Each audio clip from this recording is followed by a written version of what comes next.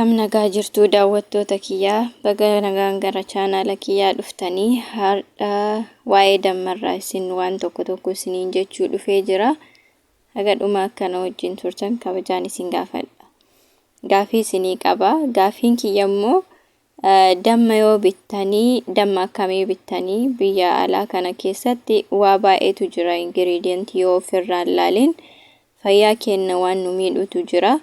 Kanaafuu faayidaa dammarraa argannu saniif maal damma akkamii bituu jirraa jenneetiniin ofirraa ilaaluu qabna jechuudha. Duuba garagalchitanii ingiriidentii keessa yoo laaltan hani jedhuu danda'a yookiin immoo ingiriidentiin biraallee ingiriidentiin isin hin beeyne maqaan beeyne yoo irra jiraate wanni sun dammaa miti jechuudha. Ingiriidentiin isaa hani qofa yoo jedhellee wanni sun dammaa miti jechuudha.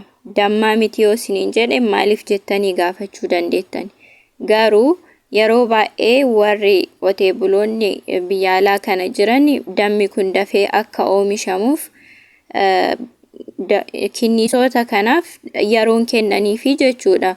Maal godhanii sukkaaraa fi bishaan bulbulaniitiin bakka tokko kaayaniifi. Dammi kun ka hojjetame kinniisonni kunniin deemanii bishaan sukkaaraa sanirra qubatanii bishaan san fudhataniitiin damma kana qopheessanii jechuudha. Kanaafuu faayidaa dammarraa argannullee argannu fayyaa keenyaafis sukkaara nyaachuu jirra jechuudha.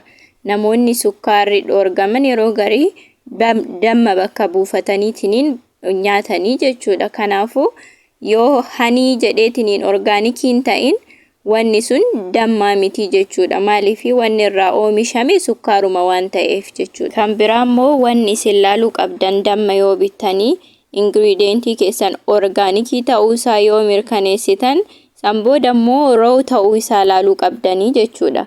Roo yoo hin jedhin wanni kun dheedhii miti akka kinniisni sun hojjateen isin bira ga'utti hin jiru jechuudha. Akkuma dhadhaa bayfamee ibidda keessa bayeetiniin shelfii achi bakka haga gurguramu yeroo dheeraa akka turuuf jecha ibidda keessa baasaniitiin ibiddaanii bayfameetiin paak godhamee jechuudha. Orgaanik illee ta'u roo yoon ta'in dheedhii yoon ta'in faayidaa dammarraa argachuu qabnu san waan hin arganneef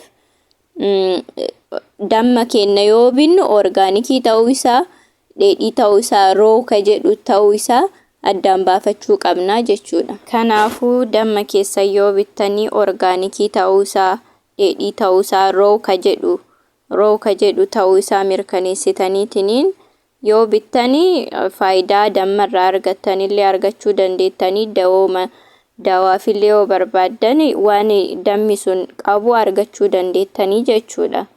Kanaafuu har'a damma keessan akka itti ofirraa ilaaltanii biyya alaa kana yoo jiraannu meeshaan paak godhamee gurguramu hunda keessa isaa waan jiru yoo ofirraa ilaalin fayyaa keenya irratti dhiibbaa guddaa waan geessisuu dandeenyuuf nummoo waanuma gubbaa laalleetiin cadhifnee fuuna.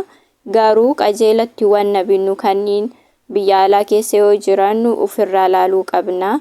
Waan tokko har'a barattan jedhee abdadha. Isinillee waan kana caalaa yoo beektanii koomentii irratti jalatti naa barreessaa. Gaafillee yoo qabaattan akkasuma haga dhumaa waan na wajjin turtaniif galatooma nagaan naa tura.